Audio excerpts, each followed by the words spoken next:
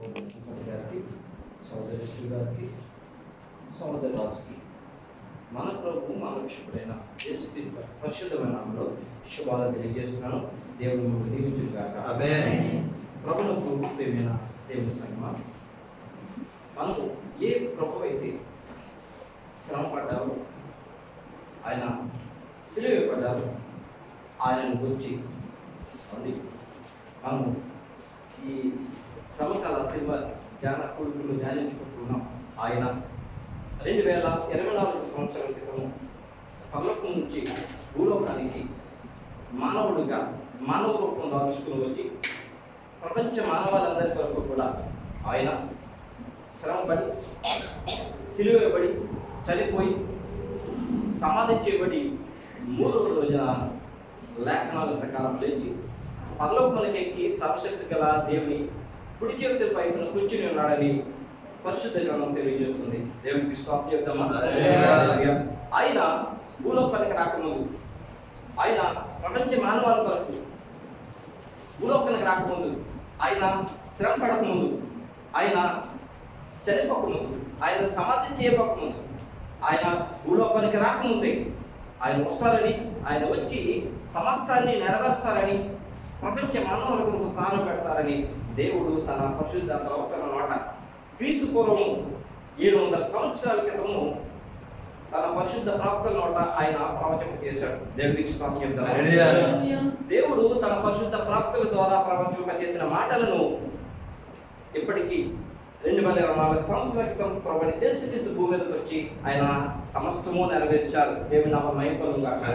అలాగే ప్రవక్త ద్వారా ప్రవచింపచేసిన ఆ మాటలు అనేకమైన ప్రవచనాలు ఉంటూ ఉండగా దానిలో ఒక్కొక్కటి మనం ధ్యానించుకుంటూ ఉంటున్నాం. కాబట్టి ఈరోజు మరొక ప్రవచనం మనం ధ్యానించుకున్నామండి. ఆ ప్రవచనము నేరస్తులలో ఒకడుగా ఎంచబడుట. ఈరోజు ప్రవచనము నేరస్తులలో ఒకటిగా ఎంచబడుట. ప్రవచన వాక్యము యెషయా గ్రంథము, ప్రవచన వాక్యము యెషయా గ్రంథము 53వ అధ్యాయము 12వ వచనంలో 4వ వచనం నుంచి కిందకి చదవాలి. అతిక్రమము చేయవారిలో ఎంచబడిన వాడాయను, అనేకుల పాపమును భరించుచు తిరుగుబాటు చేసిన వారిని గురించి విజ్ఞాపన చేసెను.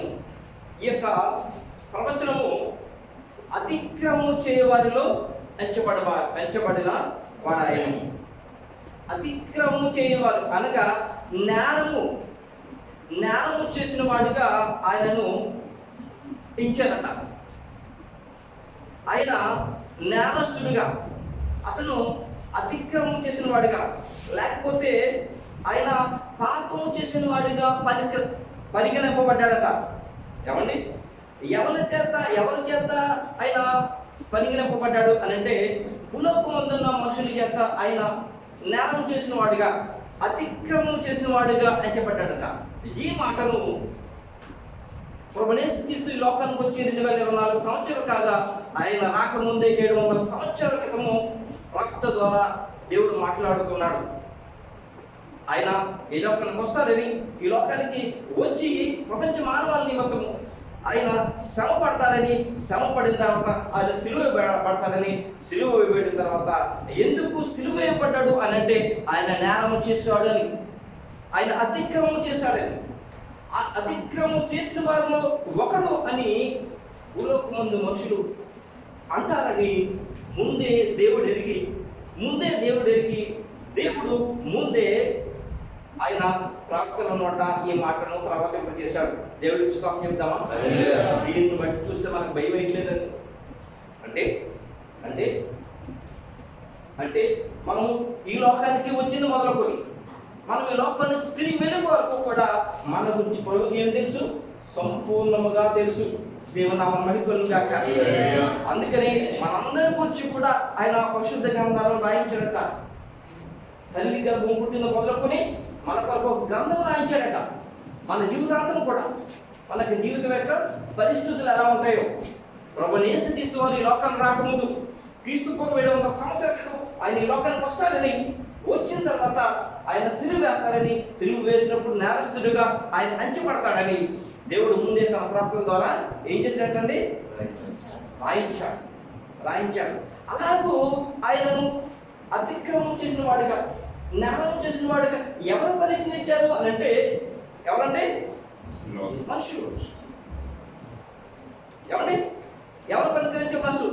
ఎవరిని పరిగణించారు? ఎవరిని నేరం చేసిన వాడిగా పరిగణించారు? అవునండి, యేసయ్యను మాత్రమేనా? యేసయ్య మాత్రమేనా? ఎవరండి? గట్టిగా చెప్పాలా? దేవుడి స్తోత్రం. ఏమండి? యేసయ్య ఎవరు? దేవుడు. దేవుని నామమున మహిమ కలుగునుగాక. దేవుణ్ణి వారు పరిగణించారు.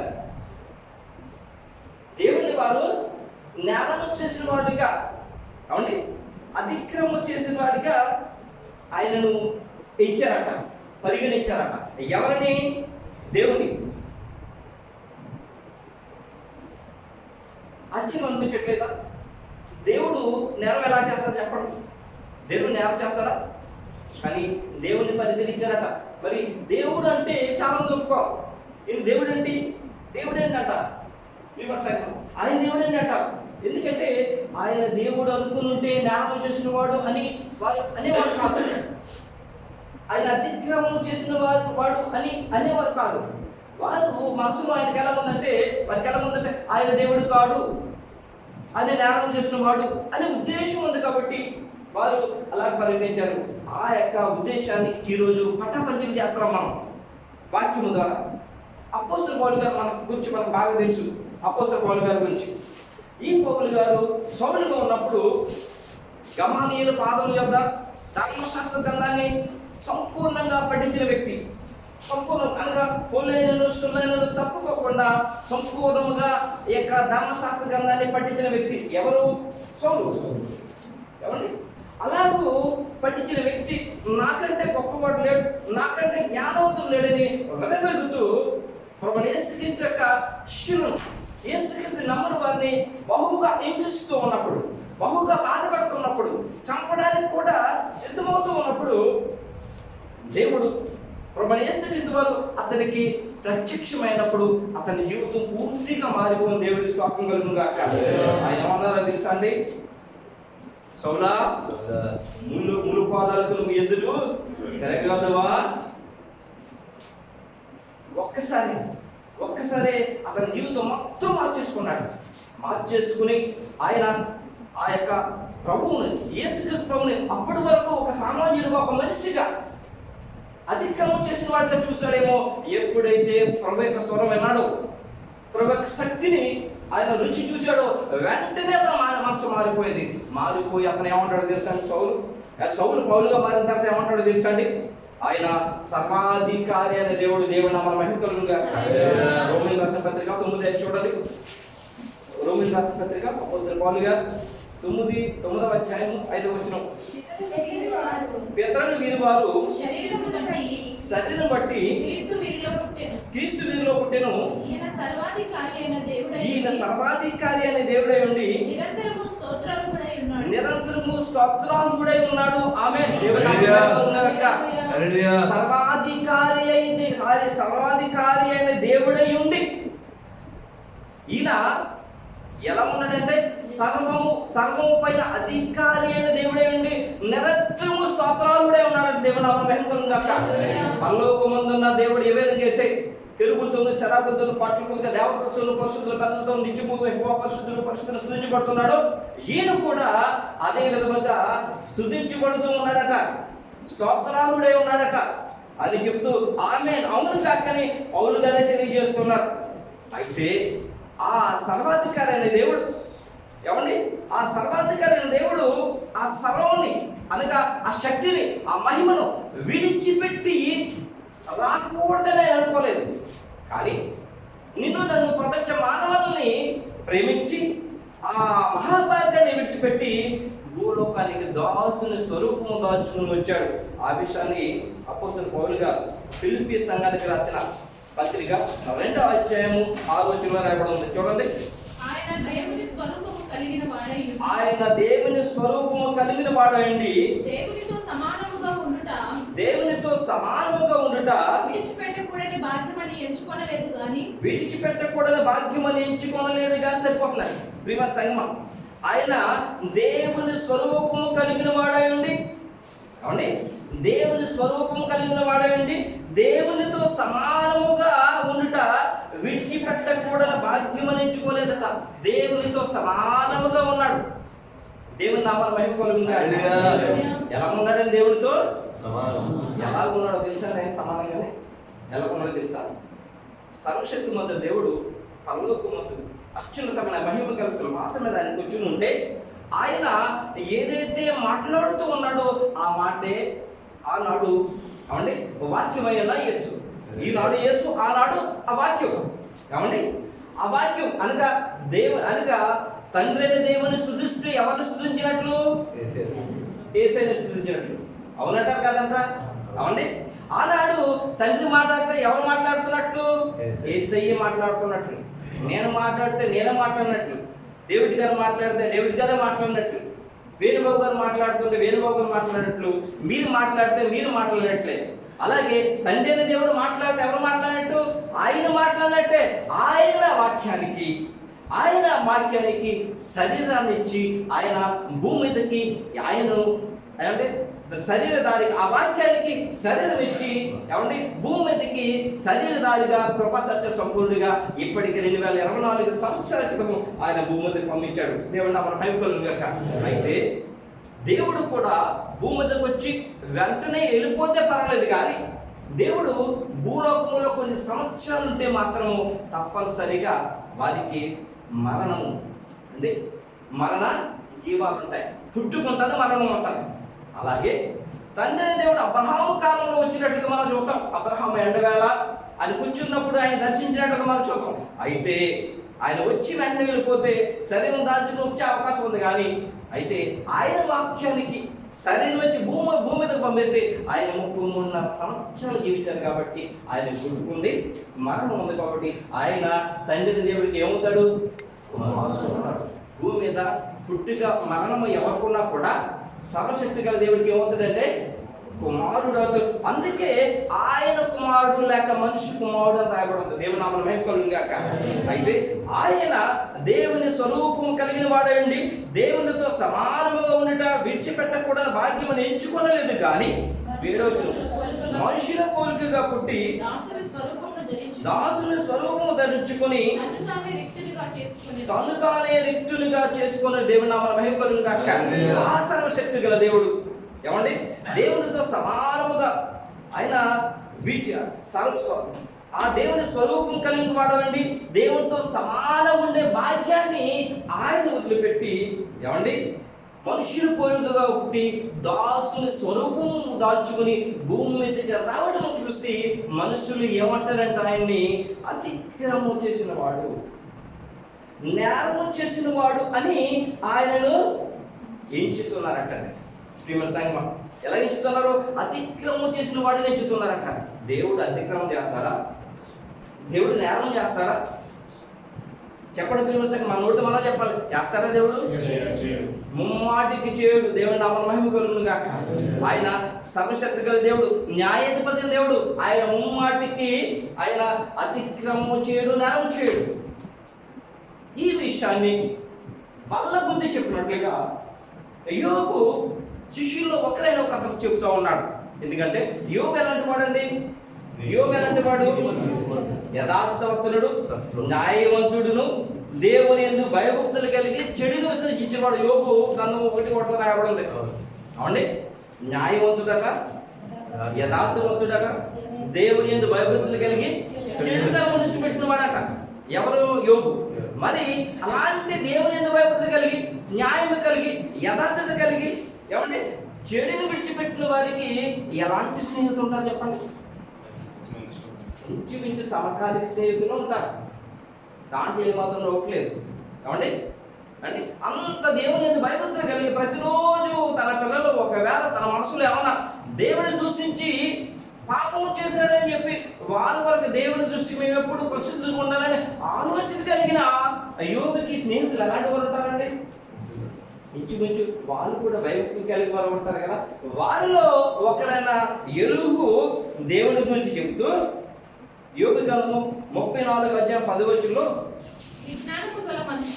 విజ్ఞానము గల మనుషులారా నా మాట ఆలకించుడి. దేవుడు అన్యాయము చేయుట అసంభవము, సర్వశక్తుడు దుష్కారము చేయుట అసంభవము. దేవుడి నామమున మహిమ కలుగును గాక. విజ్ఞానము కలిగిన మనుషులారా, జ్ఞానం కాదు విజ్ఞానం, మంచి వివేకం, మంచి ఆలోచన కలిగిన వాళ్ళారా, నా మాట ఆలకించుడి, నా మాట వినండి, నా మాట చెవులు పెట్టండి. ఏమిటండి? దేవుడు అన్యాయము చేయుట అసంభవము, సర్వశక్తుడు దుష్కారము చేయుట అసంభవము. అయితే నరులు ఏమనుకుంటారంటే, నాకు సరైన తీర్పు తీర్చట్లేదు, నా పక్షం ఉండలేదు, నాకు విరోధం ఉంటారని చెప్పి మనుషులు అనుకుంటారు. దాని గురించి తెలియజేస్తూ 34:11 చూడండి. నరులకు తగినట్టుగా నరుల క్రియలకు తగినట్టుగా ఫలము ఆయన వారికి ఇచ్చును. అందరికీ వారి వారి మార్గములను బట్టి వారికి ఫలం ఇచ్చును. అంటే నరుల ఏమంటే ఏం చెప్తారా? నరుల యొక్క క్రియలకు తగ్గినట్లుగా వారి వారి క్రియలను బట్టి తిరిగి తీస్తూ ఉంటే దేవుడు వారికి సరిగ్గా అర్థం అవట్లేదు. కానీ ఆయన ఎలాంటి వాడంట? ఆయన ఎలాంటి వాడంటే ఏమండి సర్వశక్తి గలవాడు, న్యాయం గలవాడు ఆయన. చూడండి, అందుకని ఎవరైతే అలా అనుకుంటున్నారో, ఎవరైతే నాకు న్యాయం చేయట్లేదో, నా పక్షం ఉండలేదో, లేకపోతే నన్ను కరుణించట్లేదో, ఆయన పక్షపాతి నన్ను సరిగ్గా చూడట్లేదు అనుకున్నారో వారితో మాట్లాడుతూ ఆ యొక్క ఈ ఎలుగు అంటున్నాడు 11వ వచనంలో,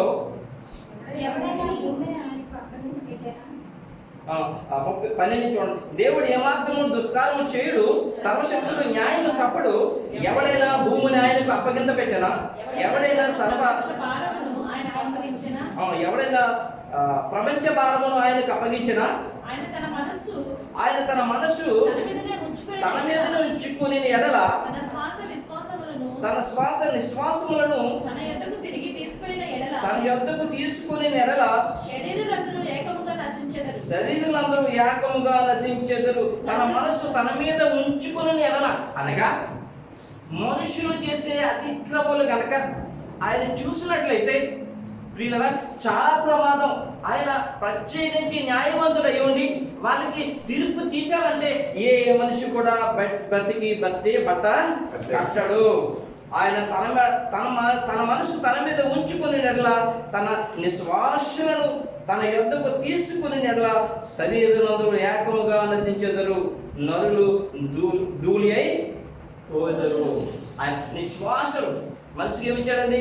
శ్వాసనిచ్చి మనిషికి మనిషి యొక్క మట్టి మనుషులు యొక్క మట్టిని మనిషిగా చేసి అతనికి జీవాత్మ ఊయిగా అతను ఏమాడు? ఆ శ్వాస నిశ్వాస ఏదైతే ఉందో అది వెనక్కి తీసుకుంటే మనుషులందరూ ఏమవుతారు? ధూళి అయిపోతారట. అయితే ఆయన అలాగూ చేయట్లేదు. ఎందుకంటే ఆయన సర్వశక్తుడు, ఆయన మాట తప్పని వాడు, ఆయన వాత్సల్యం కలిగిన వాడు, ఆయన ప్రేమ కలిగిన వాడు. అందుకని అన్నాడు సర్వశక్తి గల దేవుడు ఏంటంట? విజ్ఞానం గల మనుషులారా నా మాట ఆలకించుడి. దేవుడు అన్యాయం చేయుట అసంభవము. మరి యాభై మనుషులు ఆయన అతిక్రమం చేసిన వాడిగా, ఆయన న్యాయం చేసిన వాడిగా పరిగణిస్తున్నారు. మరి ఎంత గొప్ప దేవుని ఎలాగో వారు మరి ఈ విధముగా ఆయన్ను ఎంచుతున్నారు అని అంటే, ఎంచి వారిలో ఎవరు ప్రత్యేకించి చూద్దాం. ఆయన ఇలా ఎంచిన వారిలో ఎవరు ఆయనను ఎలా ఎంచుతున్నారు చూసినట్లయితే, ఆనాడు ప్రధాన యాజకులు, శాస్త్రులు, ప్రజల్లోని పెద్దలు ఎవరు వీరంటే ఏ సర్వశక్తి గల దేవుడిని ఏమండి, అంత గొప్ప దేవుణ్ణి, న్యాయం గల దేవుణ్ణి ఈ విధముగా వారు పరిగణిస్తున్నారంటే వారు ప్రధాన యాజకులు, శాస్త్రులు, పరిచయులు. ఎవరు వీరనంటే ధర్మశాస్త్ర గ్రంథం తెలిసిన వారు. మోషే ధర్మశాస్త్ర గ్రంథం ప్రకారం నీతి న్యాయాలు సక్రమంగా వారు చేయవలసిన వారు వీరు. ఇలాంటి వారు ఏం చేస్తారంటే ప్రియమైన సంగమా, ఇలాంటి వారు సర్వశక్తి గల దేవుడు ఏం చేస్తారంటే వీరు ఏమంటే అతిక్రమం చేసేవాడుగా, లేకపోతే జ్ఞానం చేసిన వాడిగా పరిగణిస్తున్నారట. జ్ఞానం చేసిన వాడిగా వీరు పరిగణిస్తున్నారట, ఎంచుతున్నారట. వీరు ఎలాగూ వీరు ఈ విధంగా చేయగలుగుతున్నారు? ధర్మశాస్త్ర గ్రంథం యాక్చువల్గా ప్రతిరోజు ప్రార్థన చేసి పరిశుద్ధ గ్రంథం ధ్యానిస్తేనే అన్యాయం చేయడానికి, లేకపోతే అన్యాయం తీర్పు తెచ్చడానికి కానీ, మళ్ళీ చెడుగా మాట్లాడడానికి కానీ ఏమాత్రం మనసు రాదే. ధర్మశాస్త్ర గ్రంథమే వాళ్ళ దగ్గర ఉంది. అంటే మళ్ళీ ప్రధాన యాజకులు, ధర్మశాస్త్ర ప్రతినిధులు వారు ఇలాగూ దేవుని విషయంలో వారు అంచనా తప్పైంది. ఆలోచన చేశారు ప్రియమైన సంగమా. ఎందుకు అయింది అంటే వారు ఏమంటే ద్వేషంతోనూ అసూయతో నిండి ఉన్నారు. ద్వేషంతో అసూయతో నిండి ఉన్నారు. ద్వేషంతో అసూయతో నిండి ఉన్న ప్రకారము వారి యొక్క జ్ఞానం ఏమైందంటే వారి యొక్క జ్ఞానం వారిని విడిచిపెట్టిపోయింది. దేవుడికి స్తోత్రం చెప్దామా? వారి వివేచన అంటే మంచి ఆలోచన వారిని విడిచిపెట్టిపోయింది. ప్రియమైన సంగమా, వారి యొక్క లోకములో ఎవరైనా సరే మంచి ఆలోచన, మంచి వివేచన లేనట్లయితే, లేక ఎవరైనా ద్వేషించినట్లయితే, అసూయపడినట్లయితే వారి జ్ఞానం వారించి వెళ్ళిపోతాయి. అంటే ఇంగిత జ్ఞానములు సరైన కొంచెం కూడా మంచిగా ఆలోచించే ఆలోచన వారికి ఎప్పుడు రాదు. ఎందుకంటే వారు సాతాను చేత పీడిపబడతారు. దేవుడికి స్తోత్రం చెప్దామా? ఎందుకంటే సాక్షాత్ అపోస్తలుడు పౌలు గారు అంటున్నారు, ఏమన్నారంటే అలాంటి వారికి ఏమంటే ఈ యుగ సంబంధమైన దేవత వారు మనోనేత్రాలకు గుడ్డితనం కలిగజేస్తారని చెప్తున్నారు. చూడండి, కొరింథీయులకు రాసిన 2వ పత్రిక అపోస్తలుడు పౌలు గారు 4:4 దేవుని స్వరూపమై ఉన్న క్రీస్తు మహిమను కనపరచు సువార్త ప్రకాశము వారికి ప్రకాశింపకుండు నిమిత్తము ఈ యుగ సంబంధమైన దేవత అవిశ్వాసులైన వారి మనోనేత్రములకు గుడ్డితనము కలుగజేసేను. దేవుని నామమున మహిమ కలుగును గాక. దేవుని స్వరూపి అయి ఉన్న క్రీస్తు మహిమట. ఏమండి, దేవుని స్వరూపి అయిన క్రీస్తు అంటే అభిషిక్తుడు. ఈ లోకానికి వస్తే ఆయన మహిమను పొందలేకపోయారు, ఆయన ఎవరో తెలుసుకోలేకపోయారు, ఆయన ఉద్దేశాలను కూడా వాళ్ళు తెలుసుకోలేకపోయారు. వాళ్ళు సామాన్యులు కాదు. ధర్మశాస్త్రం వాళ్ళ దగ్గర ఉంది. ధర్మశాస్త్ర పండితులు, ఏమండి, ప్రధానమైన యాజకులు, మోషే ధర్మశాస్త్ర ప్రకారం నీతి న్యాయాలు వారు విధించవలసిన వారు మనోనేతలకు ఏమి కలిగిందంటే గుడ్డితనం కలిగిపోయింది. అందుకని వారు తెలుసుకుంటారని ఆయన రాక మునిపే 700 సంవత్సరాల క్రితం, ఆయన భూమి మీద రాకముందు 700 సంవత్సరాల క్రితం యెషయా గారి ద్వారా ఆయన మరి ప్రకటన చేస్తున్నాడు. ఆయన ఏమనంటే ఏలాయనగా కన్యక గర్భవతి కుమారుని కనును ఆయనకు ఇమ్మానుయేలు పేరు పెట్టుదు. యెషయా గ్రంథం 7:14 చూడండి. కాబట్టి ప్రభు తానే ఒక సూచన మీకు చూపును. ఆలకించుడి. కన్యక గర్భవతి కుమారుని కని అతనికి ఇమ్మానుయేలు పేరు పెట్టును. ఇమ్మానుయేలు పేరునకు దేవుడు మనకు పూర్వకాలం ముందే ప్రవక్త ద్వారా దేవుడు సెలవిచ్చాడు. ఒక కన్యక గర్భవతి ఎక్కడ, మళ్ళా వేరే దేశంలో కాదు, ఇశ్రాయేలు దేశంలో వారి పితల ద్వారానే దేవుడు మాట్లాడించాడు. కన్యక గర్భవతి అయి ఒక కుమారుని కంటుంది. ఆయనకు ఇమ్మానుయేలు పేరు పెడతారు. అనగా దేవుడు మనకు తోడని అర్థము. ఎవరైతే ప్రభువైన యేసుక్రీస్తును సొంత రక్షకుడిగా అంగీకరిస్తారో, ఆయన మహిమను ఎవరైతే కనుగొంటారో, ప్రియమైన సంగమా, ఏమండి, ఎవరైతే ఆయన మహిమను కనుగొంటారో వారికి దేవుడు తోడై ఉన్నాడని చెప్పి పూర్వకాలం ముందు దేవుడు ప్రవక్త ద్వారా ప్రవచనం చేశాడు. గుడ్డితనము కలిగిన వాళ్ళు ఎంత చెప్పినా చెవుడోడికి చెవులేదంతా సంఖ ఊదినా ఏం అర్థం కాదంట. అంటే చెవుడోడి దగ్గర సంఖ ఊదినా మనోరత్నాన్ని గుడితనం కలిగితే యథార్థం ఎక్కడ చూస్తారు చెప్పండి? ప్రవక్త ద్వారా దేవుడు ప్రవచనం చేస్తున్నాడు. అదైపోయిన తర్వాత సాక్షాత్తు సర్వశక్తిమంతుడు దేవుడు చిన్న బాలుడిగా పుట్టిన తర్వాత ఆ యొక్క జ్ఞానులు వచ్చి యూదుల రాజుగా పుట్టిన వాడు ఎక్కడ ఉన్నాడు, ఆయన నక్షత్రం మేము చూసి వచ్చామని ఏదో రాజు దగ్గరికి వస్తే ఆ రాజు ఏం చేశాడు తెలుసండి? ప్రధాన యాజకులను ప్రజల్లో ఉన్న శాస్త్రులందరినీ పిలిచి రాజు ఎక్కడ పుట్టాను అని అడిగితే వారి ధర్మశాస్త్ర గ్రంథాలన్నీ తిరిగేశారట. తిరిగేసి ఎక్కడ పుట్టాడో కూడా చెప్పారు. చూడండి ఆ విషయం.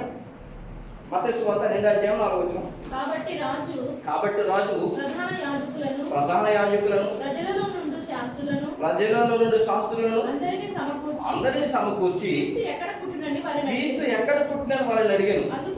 అందుకు వారు యూదయ బెత్లెహేములోనే అనగా యూదయ దేశం బెత్లెహేమా, నువ్వు యూదా ప్రధానులలో ఎంత మాత్రము అల్పమైన దానము కావు, ఇశ్రాయేలును నా ప్రజలను పరిపాలించు అధిపతి నీలో నుంచి వచ్చినని అది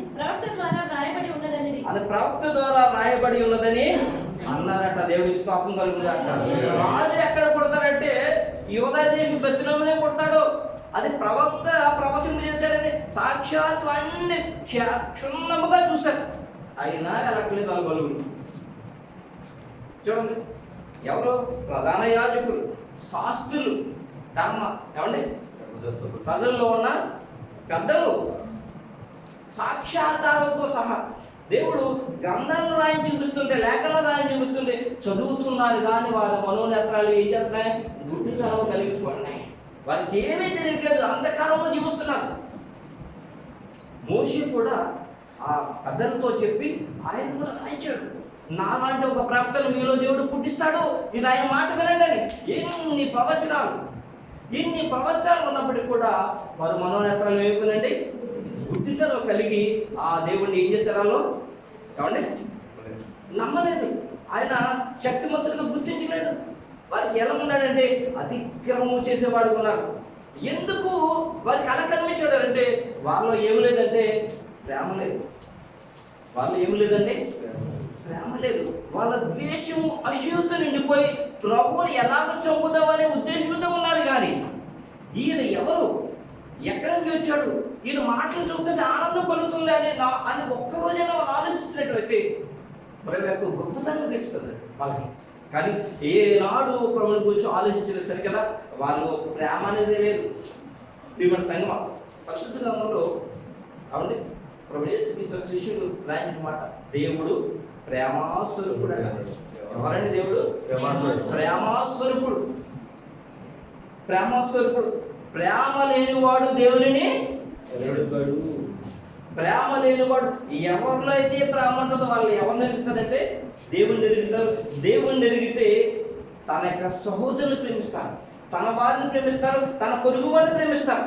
కానీ వీళ్ళు ఏమి లేదంటే ప్రేమ లేదు. ఎందుకంటే వీరు స్వార్థంతో అసూయతో నిండిపోయారు. పేరుకు ప్రధాన యాజకులే, పేరుకు గొప్పవారే, కానీ వీరు దేనితో నిండిపోయారంటే స్వార్థంతో నిండిపోయారు. అందుకనే వారు ఆయనను చంపాలనే ఆలోచనతో ఉన్నారు.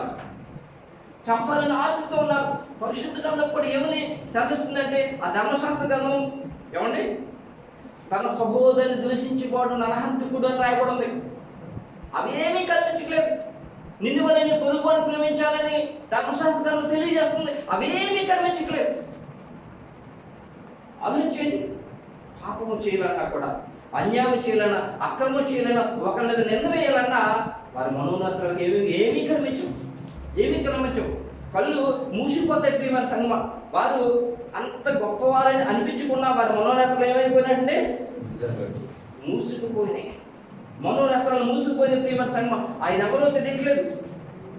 కాబట్టి వారు ప్రభువుని ఎప్పుడు పట్టుకున్నామా, ఎలా సంహరిద్దామా, ఆయన ఎలా చంపుదామనే ఆలోచనతో ఉన్నారు. ప్రియమైన సంగమ, అలాంటి ఆలోచనతో ఉన్నప్పుడు వారు ఆ విధంగా ఆలోచిస్తున్నారు.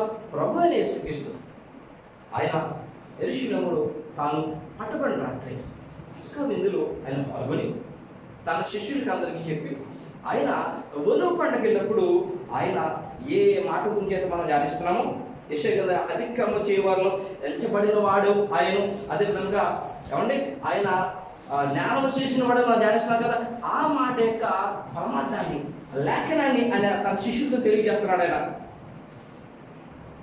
చూడండి, లూకా సువార్త 22:30 నెరవేరు. ఆయన అతిక్రమకారులలో ఒకడుగా ఎంచబడెను. ఆయన అక్రమార్కులలో ఉందంటే అక్రమకారులలో అక్రమకారులలో ఒకడుగా ఎంచబడెను అని వ్రాయబడిన మాట నా యందు నెరవేరవలసి ఉన్నదని ఎలా అనగా నన్ను గూర్చిన సంగతి సమాప్తం అవుతున్నదని మీతో చెప్పుచున్నానను. సరిపోతున్నది అనగా అంటే అక్రమార్జునులో ఒకడుగా ఎంచబడిను అని వ్రాయబడిన మాట. అనగా ఏదైతే ప్రవక్త ద్వారా దేవుడు ప్రవచింపజేశాడో ఆ మాట నా యందు నెరవేరవలసి ఉన్నది అని చెప్పి అనగా నన్ను కూర్చున్న సంగతి సమాప్తం అవుతుంది, దగ్గరలో ఉంది అని ప్రభుయేసు శిష్యుడికి జ్ఞాపకం చేస్తూ ఉన్నాడు. బహుశా శిష్యుడికి జ్ఞాపకం ఉన్నది, ఎందుకంటే ఈయన అప్పుడు 700 సంవత్సరాల క్రితం ప్రవక్త ద్వారా మాట్లాడినప్పుడు పరలోకమందు ఉన్నాడు కాబట్టి ఆయన తిరిగి మాటలు జ్ఞాపకం చేసుకుంటూ ఒక్కొక్కటి ఆయన నెరవేరుస్తూ ఉంటూ నన్ను అక్రమార్కుడిగా మరి ఎంచబడే సమయం ఆసన్నమైంది. అక్రమార్కుడిగా మరి లేక అతిక్రమం చేసిన వాడుగా, నేరం చేసిన వాడుగా ఎంచబడే సమయము ఆసన్నమైంది, అది సమాప్తం అవుతుందని చెప్పి శిష్యులతో చెప్పి ఆయన ప్రార్థన చేస్తున్నప్పుడు ఆ యొక్క శాస్త్రులు, పరిశీలు, ప్రధాన యాజకులు రోమా సైన్యాన్ని ఆ ప్రభువుల చోట పంపించి ఆయన పట్టుకున్నారు. ఆయన బంధించి అరాత్రంతా కూడా ఆ ప్రధాన యాజకుల సన్నిహిత సభలో ఉంచారు.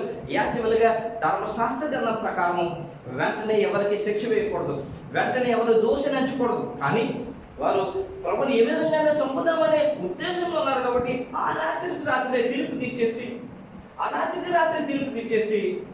ఉదయకాలమే పిలాతు దగ్గరికి తీసుకెళ్ళి వీడు మరణానికి పాత్రుడు, ఇతన్ని సిలువ వేసి చంపేమని పిలాతుకి చెప్పాడు. పిలాతుకి అప్పగించాడు. పిలాతుకి అప్పగితే పిలాతు తాను ప్రభుని యేసుక్రీస్తుని పరిశీలన చేస్తే ఇతని యందు నాకు ఏ దోషము లేదని మరలా తిరిగి వారితో చెప్పాడు. ఆయన చూడండి, యోహాను సువార్త 19:14.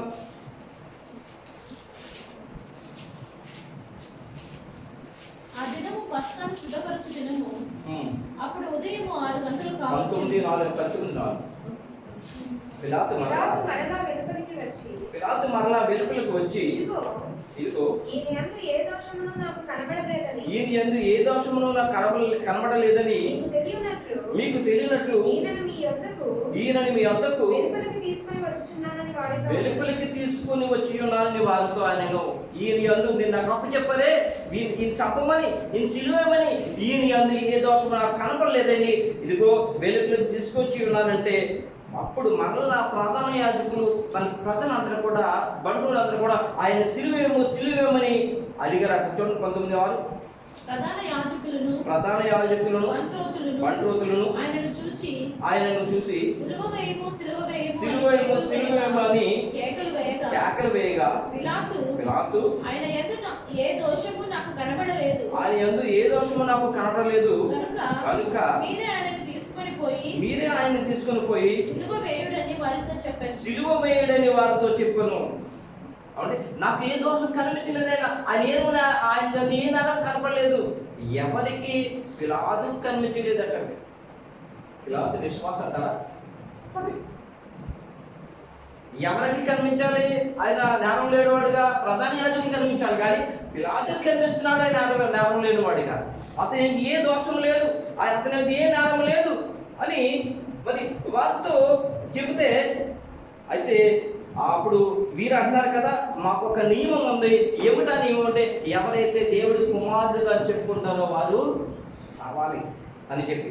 చూడండి 19:7. అందుకు యూదులు మాకు ఒక నియమం కలదు, తాను దేవుని కుమారుడని ఇతడు చెప్పుకున్నాడు కనుక ఇతడు చావు అని అతనితో చెప్పురి. పిలాతు ఆ మాట విని మరి ఎక్కువగా భయపడి సరిపోతున్నది. ఆ మాట విని పిలాతు బహుగా భయపడ్డాడట. కానీ ధర్మశాస్త్ర అధికారులకు భయం లేదు, ప్రధాన యాజకులకు భయం లేదట. ఈయన దేవుడి కుమారుడని చెప్పుకుంటే భయం వేసిందట. ఎవరికి? పిలాతుకి. కానీ వీళ్ళకి భయం లేదు, వీళ్ళకి భయం, ప్రధాన యాజకుడికి భయం లేదు.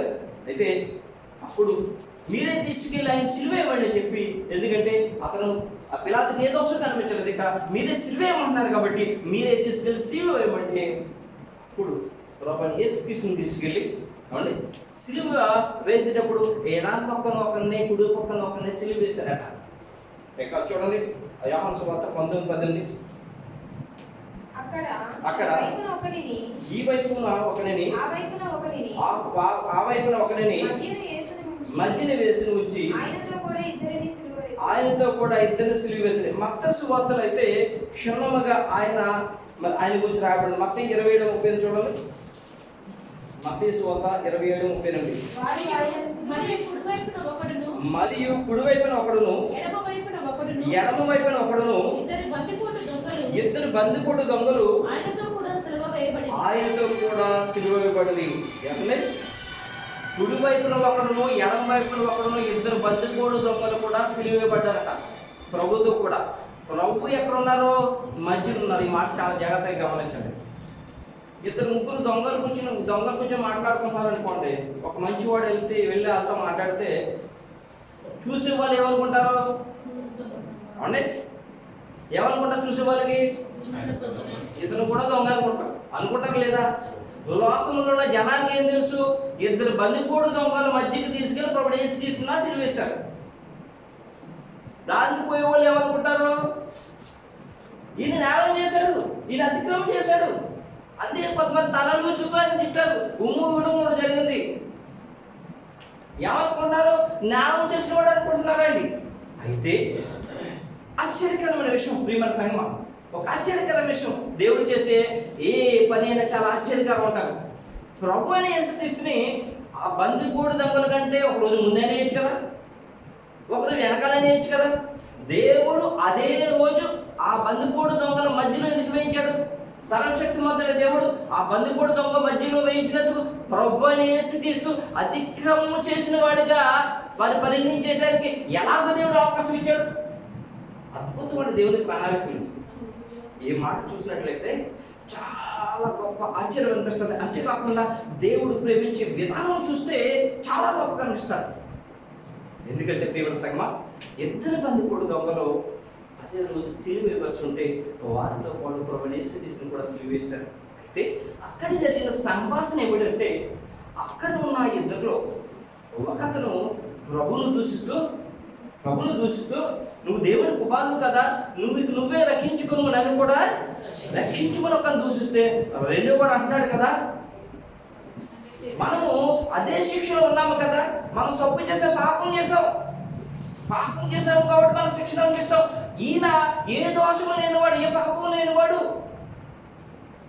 అంటే ఏ దోషం లేనివాడు, ఏ దోషం లేడు, ఏ పాపం లేనివాడు, ఆయనని ఎందుకంటావు నువ్వు అని తన మనస్సు మార్చుకుని తన జీవితం మార్చుకున్న దొంగ సిలువ మీద ఉన్నాడు.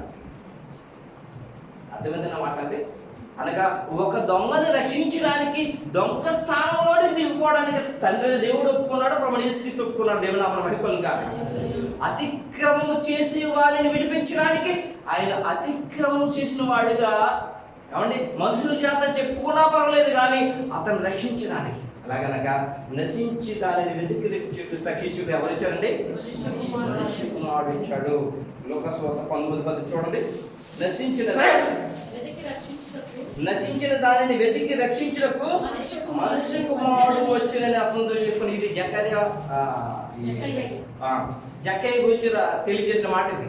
ఏమండి నశించిన ఎవరైతే నశించిపోతున్నారో వారందరినీ ప్రతి ఒక్కరిని కూడా దొంగని రక్షించడానికి, ఏమంటే దొంగని పేరు వేసుకోవడానికి కూడా వెనకాడకుండా దేవుడు రక్షించడానికి సిద్ధపడిపోయాడు. దేవుడు నామమున మహిమ కలుగుగాక. అవునండి దొంగని చూడండి, వాళ్ళు ఎలా మాట్లాడుకున్నారో చూడండి. ఆ ఇద్దరు నేరస్తులు ఎలా మాట్లాడుకున్నారో ప్రభు మధ్యలో సిలువ వేసినప్పుడు. లూకాసు వార్త 23:39.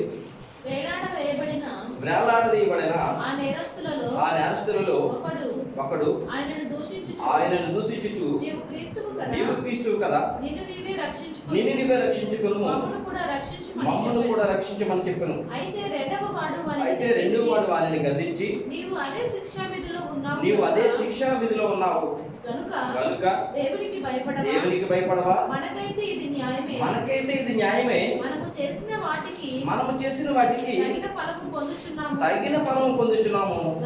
కానీ ఈయన ఏ తప్పిదము చేయలేదని చెప్పి ఆయనను చూసి యేసు నీవు నీ రాజ్యములోనికి వచ్చినప్పుడు నన్ను జ్ఞాపకము చేసుకోనమని సరిపోతుందండి.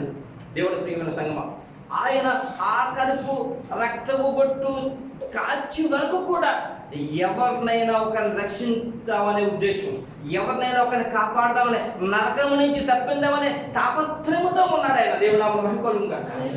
తండ్రిని దేవుడికి అది ఇష్టం కలిగింది. అందుకే నేరస్తుల్లో ఒకడిగా ఆయన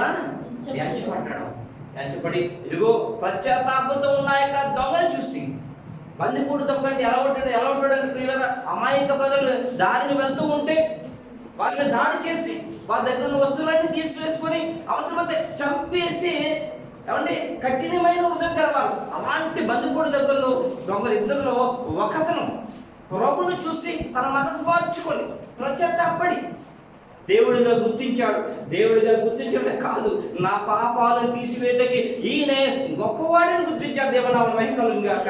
వెంటనే అన్నాడు, ప్రభువా నీ రాజ్యంలో వచ్చినప్పుడు నన్ను కూడా జ్ఞాపకం చేసుకోమంటే దేవుడు అందుకోసం వచ్చాడు కాబట్టి ఆయన అన్నాడు, అందుకు ఆయన వానితో నాతో కూడా పరదేశంలో ఉండు. దేవునామమున మహిమ కలుగును గాక. ప్రభువైన యేసుక్రీస్తు ఈ లోకంలో ఎంతటి దుర్మార్గుడైనా, ఎంతటి నికృష్టుడైనా, ఎంతటి మరి పలికిమాలవాడైనా, నేను ఇంకా మరి మనుషులు మరి చూడటానికి ఎన్నికలేని వాడిని, నేను మహా దుర్మార్గుని అంతకుండా అనుకున్న వాడిని కూడా దేవుడు రక్షించగల సమర్థుడు ఆయన. దేవునామమున మహిమ కలుగును గాక. ఎవరైతే మారు మనసు పొందితే అయితే దొంగలు ఆ యొక్క సిలువలో వేయబడిన దొంగను రక్షించడానికి ఒకటైతే, రెండవది ఏంటంటే ప్రభువైన యేసుక్రీస్తు పూర్వకాలం ఉంది అనగా ఇశ్రాయేలు ఐగుప్తులో ఉండగా గోషెన ప్రాంతంలో ఉండగా ఆయన ఇశ్రాయేలు ప్రజలను రక్షించడానికి ఆనాడు పస్కా గొర్రెపిల్లగా ఆనాడు వదిలింపబడ్డాడు. ఈనాడు అదే రోజు, ఏ రోజైతే సిలువ వేస్తూ ఉన్నారో, ఏ రోజైతే ఆయన సిలువ నిలబెట్టబడ్డారో అదే రోజు ఆయన పస్కా గొర్రెపిల్లగా ప్రపంచ మానవాల కొరకు ఆ రోజు పస్కా గొర్రెపిల్లగా బలవుతూ ఉన్నాడు. ఈ విషయాన్ని యోహాను గారు చూడండి, యోహాను సువార్త 1వ అధ్యాయం 29వ వచనంలో ఆయన ఏమని చెప్పారో చూడండి. ఆయన గురించి మరునాడు యోహాను యేసు తన యొద్దకు రాగా ఇదిగో లోక పాపమును మోసుకుని పోవు దేవుని గొర్రెపిల్ల. సరిపోతుందండి. ఇదిగో లోక పాపమును మోసుకుని పోవు దేవుని. ఆనాడు ఇశ్రాయేలు ప్రజలందరినీ కూడా రక్షించడానికి ఆ యొక్క ఏడాది గొర్రెపిల్లను వాళ్ళు వధించి ఆ రక్తాన్ని వారి యొక్క దారబద్దకు రెండు నిలువు కొమ్ములకి అడ్డ కొమ్ములకి వాళ్ళు పూసుకున్నప్పుడు సంహారకుడు ఇంట్లోకి చచ్చకుండా ఇశ్రాయేలునందరినీ కాచిన ప్రభువైన యేసుక్రీస్తు ఆనాడు పస్కా గొర్రెపిల్లకి సాదృశ్యం ఉండగా వాళ్ళందరూ కూడా ఏడాది గొర్రెపిల్లను వాళ్ళు వధించి ఆ రక్తాన్ని దారబంధాలకు వాళ్ళు రాసుకున్నారు. సంహారకుడు ఆ యొక్క ఇంట్లోంచి చొరబడలేదు. ఈనాడు 2024 సంవత్సరాల క్రితం ఆ గొర్రెపిల్ల శరీరధారిగా ఒక సత్యసంకుడుగా భూమి మీదకి వచ్చి లోక పాపాలను మోసుకొనడానికి, ప్రపంచంలో ఉన్న అందరి పాపాలను మోయడానికి ఆయన సిలువనెక్కాడు. దేవునామమున మహిమ కలుగును గాక. ఎందుకు ఆయన నేరం చేసిన వాడిగా పరిగణింపబడ్డాడు?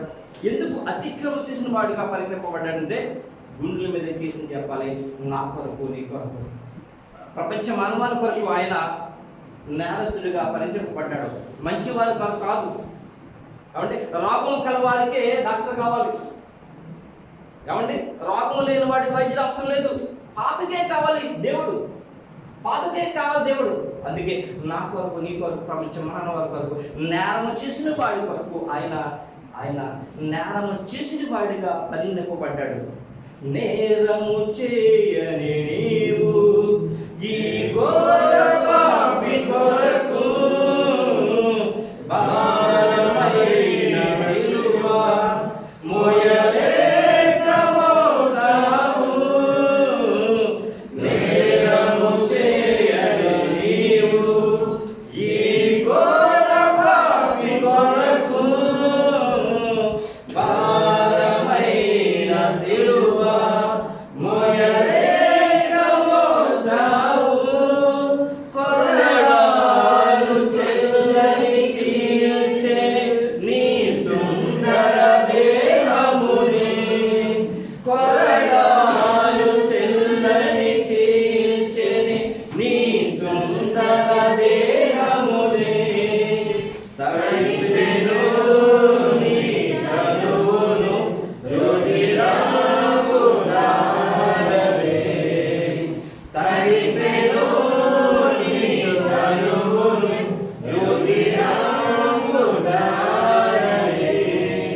బలి అయిన యేసయ్యా, బలి అయిన యేసయ్యా, బలి అయిన యేసయ్యా, బలి అయిన యేసయ్యా, నిలువెల్ల నలిగితివా, నీవెంతో అలసితివా, నిలువెల్ల నలిగితివా, నీవెంతో అలసితివా.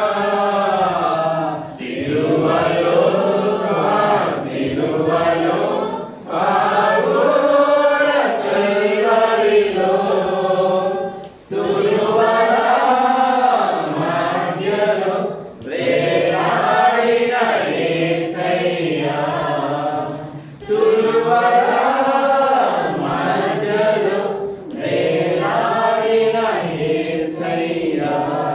హల్లెలూయా. ఇద్దరు దొంగల మధ్యలో ఆయన నేరస్తుడిగా ఎంచబడ్డాడు. యెషయా గ్రంథం 53:12 అతిక్రమము చేయవారిని వారిలో ఎంచబడిన వాడాయను అని చెప్పి అనేకుల పాపములు భరించుచు తిరుగుబాటు చేసిన వారిని గురించి విజ్ఞాపన చేసి, ఏమండి, తిరుగుబాటు చేసిన వారిని గురించి విజ్ఞాపన చేస్తూ ఉన్నాడంట ఆయన. ఏమండి, అనేకుల పాపాలు భరించుచు తిరుగుబాటు చేసిన వారిని గురించి విజ్ఞాపన చేస్తున్నారు. తండ్రి, వీరు ఏమి చేస్తున్నారు, వీరు ఎరుగురు కనుక వీరిని క్షమించు. ప్రియమైన సంఘం, ప్రభువైన యేసుక్రీస్తు తండ్రి చెప్పిన ప్రతి మాట కూడా ఉన్నది అక్షరాలు నెరవేరుస్తూ ఉన్నాడు. ఎందుకు తెలుసా? ప్రియమైన సంఘం, ఆయనకి తిరిగి పరలోకమును ఉంచిన గొప్ప బహుమానం, గొప్ప ఆధిక్యత, దానిని కూడా యెషయా గ్రంథంలోని తండ్రి దేవుడు ముందుగానే నేనేం చేశాడు. 53 అధ్యాయములో మనం చెబుతున్నాము, దానికి ముందుగా 52వ అధ్యాయము 13 వచనం తెలియజేస్తున్నాడు. చూడండి, దేవుడు ఆలకించుడి, నా సేవకుడు వివేకంగా ప్రవర్తించును, అతడు హెచ్చింపబడి ప్రసిద్ధుడై మహాగణుడుగా ఎంచబడును. ఆలకించు, నా సేవకుడు వివేకముగా వివేకంగా మంచి ఆలోచన, తండ్రి చిత్తం నెరవేర్చేవాడు, ప్రపంచ మానవాళ్ళకు ప్రాణం పెట్టేవాడు, ప్రపంచంలో ఉన్నవాళ్ళందరినీ కూడా తన రక్తము ద్వారా కొని తండ్రి దేవుడికి ఒక రాజ్యముగా చేసేవాడు. ఏమండి, ఒక రాజ్యంగా చేసేవాడు. అంటే వివేకంగా ప్రవర్తించును. అతడు అన్ని నిమిత్తము అతడు హెచ్చింపబడి, దేవుని చేత హెచ్చింపబడి ప్రసిద్ధుడై మహాగణుడుగా ఎంచబడినట్టు. ఆ దేవుని నామమున మహిమ కలుగుగాక. ఇదే విషయం కదా. కాబట్టి 54వ అధ్యాయంలో ప్రభు తండ్రి దేవుడు ప్రభు యేసుక్రీస్తు గురించి చెప్తున్న మాటలు 54:7 వచనం చూడండి. నిమిషం మాత్రము నేను నిన్ను విసర్జించుకుని గొప్ప వాత్సల్యముతో నిన్ను నిమిషం మాత్రం విడిచిపెట్టాడట. ప్రభు తీసుకునే ప్రపంచ మానవ లెక్క నిమిషం మాత్రం విడిచిపెట్టాడట.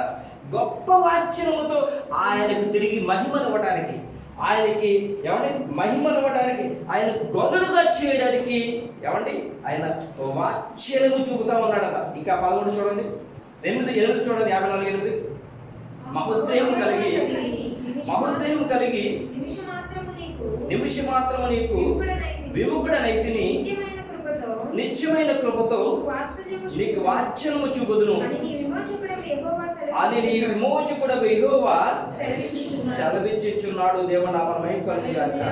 ఇప్పుడు 53వ అధ్యాయం 12 వచనం చదువుతాం. 12 వచనం అంతా చదువుతాం చూడండి. కావున గొప్పవారితో నేను అతనికి పాలు పంచిపెట్టెదను, గనులతో కలిసి అతడు కొల్ల సొమ్ము వ్యాపించుకొనును, ఏలయనగా మరణమునందునట్లు అతడు తన ప్రాణమును దారబోసెను. దేవుని నామమున మహిమ కలుగుగాక. ప్రపంచ మానవాళి వరకు ఆయన తన ప్రాణం దారబోసాడు. కాబట్టి గొప్పవారులు ఆయనకి ఏం చేస్తాడట, ఘనత కలగజేస్తాడ. అందుకని అపోస్తులు పౌలు గారు ఏమంటారంటే ఫిలిప్పీయులకు రాసిన పత్రిక 2:9 అందుచేతన పరలోకమందులో ఉన్న వాళ్ళు కానీ చూడండి 2:9 ఫిలిప్పీయులకు రాసిన పత్రిక 2:9 అందుచేతను పరలోకమందున్న వారిలో కానీ భూమి మీద ఉన్న వారిలో కానీ భూమి కింద ఉన్న వారిలో కానీ ప్రతివాని మోకాలును యేసు నామమున ఒప్పునట్లు యేసు నామమున ఉన్నట్లును ప్రతివాని నాలుకయు తండ్రి అయిన దేవుని మహిమార్థమై మహిమార్థమై యేసుక్రీస్తు ప్రభువని ఒప్పుకొనున్నట్లు యేసుక్రీస్తు ప్రభువుని ఒప్పుకున్నట్లును దేవుడు ఆయనను అధికముగా హెచ్చించి ప్రతి నామమునకు పైనామము ఆయనకు అనుగ్రహించిన దేవునామమున మహిమ కలుగును గాక. పరలోకముందున్న వారిలో పరలోకముందున్న సర్వ సైన్యము, లేక భూలోకమందు భూమి మీద ఉన్నవారు, లేక భూమి కింద పాతాళములు అనగా పరదేశంలో ఉన్నవారు అందరూ కూడా ప్రభువైన యేసుక్రీస్తు నామాన్ని అంటే మోకాలు ఉన్నట్లుగా ప్రతి ఒక్క నాలుక తండ్రి అయిన దేవుని మహిమాత్మ యేసుక్రీస్తు ప్రభు రాజుకు రాజు కాబట్టి రాజులకు రాజు ప్రభువుకు ప్రభువును ఒప్పుకున్నట్లుగా ఆయనను అన్ని నామముల కంటే పై నామం ఆయనకి హెచ్చింపజేసిన దేవునామం కాక. దీని కొరకు ఈ గొప్పదనం కొరకు ఈయన ఆధిక్యత కొరకు ఆయన సమస్త శ్రమను అనుభవించాడు. ఈ యొక్క ప్రవచనము ప్రభువైన యేసుక్రీస్తుకు మాత్రమే కాదు, కానీ ఎవరైతే ప్రభువైన యేసుక్రీస్తు ద్వారా ప్రభువైన యేసుక్రీస్తు ద్వారా విమోచింపబడి రక్షింపబడి నీతిమంతులుగా ఎవరైతే తీర్చిపడతారో వారు కూడా ప్రభువైన యేసుక్రీస్తు కలిగిన మనస్సు కలిగి ప్రభువైన యేసుక్రీస్తు ఏ విధంగా అయితే మరి పాపుల కొరకు ప్రాణం పెట్టాడో, శ్రమ పడ్డాడో, అలాగే ఎవరైతే ప్రభు కొరకు ప్రాణం పెట్టి ప్రభు కొరకు శ్రమ పడతారో వారు కూడా గొప్ప బహుమానం దేవుడు దాచిచ్చాడు. దేవుడు నామం. అలాగే ప్రభువైన యేసుక్రీస్తు శిష్యులందరూ కూడా అలాగే ప్రపంచ మానవాలకు ప్రాణం పెట్టారు, అసహ్యంగా చనిపోరు. ఈనాడు ఏ దైర్యం గురించి అయితే మనం చెప్పుకున్నాం, ఆయన కూడా అదే విధంగా దేవుడి కొరకే ప్రాణం పెట్టాడు. ఆయన సంఘం ఎవరైతే ప్రభువైన యేసుక్రీస్తుని ప్రాణముగా ప్రేమిస్తారో వారికి తెలుస్తుంది ప్రభు యొక్క విలువ. సంఘం వారికి తెలుస్తుంది ప్రభు యొక్క గొప్పతనం. అందుకని ఈ లోక సంబంధాలు ప్రతి దాన్ని కూడా పెంటగించుకుంటారు. అందుకే పౌలు గారు ఏమంటారంటే ఈ లోకాన్ని పెంటగించుకున్నాడు ఆయన. పౌలు గారు ఈ లోకాన్ని పెంటగించుకున్నాడు. ఎందుకంటే లోకాన్ని ప్రేమించలేదు పౌలు గారు, ప్రభుని ప్రేమిస్తున్నాడు, ఆ పరలోకాన్ని ప్రేమిస్తున్నాడు. అందుకనే లోకం అంతా పెంటగా కనిపించింది. ఈ లోకంలో ఉన్న దేవుని యొక్క పిల్లలు ఎవరైతే ఉన్నారో, దేవుని ఎవరైతే ప్రేమిస్తున్నారో, తండ్రి చేత ఎవరైతే రక్షింపబడ్డారు, ప్రభు యేసు ద్వారా ఎవరైతే రక్షింపబడ్డారో ప్రభు కొరకు ప్రాణం పెట్టడానికి, యథార్థంగా నీతిగా జీవించడానికి, అనేక మందికి స్వార్థ పెట్టడానికి వారు తన ప్రాణాల శరీరానికి చెప్పిన స్వార్థగా సేవ చేస్తారు. వారు కూడా దేవుడు ఏమి ఉంచాడంటే గొప్ప బహుమానం ఉంచాడు. వారు కూడా ఈ యొక్క ప్రవచనము వారు కూడా రాయబడుతుంది. వారితో కూడా అన్నాడు, నిమిషం మాత్రం మిమ్మల్ని విడిచిపెట్టాను, గొప్ప వాక్యంతో మిమ్మల్ని సమకూరుస్తానని వారు కూడా దాచి ఉంచాడు. కాబట్టి వాక్యం విన్నాం, వాక్యానుసారంగా జీవితం దేవుడిచ్చే ప్రతి ఆధిక్యత పొందుకుందాం. అలాంటి కృపలో మన దేవుడు భద్రపరచును గాక.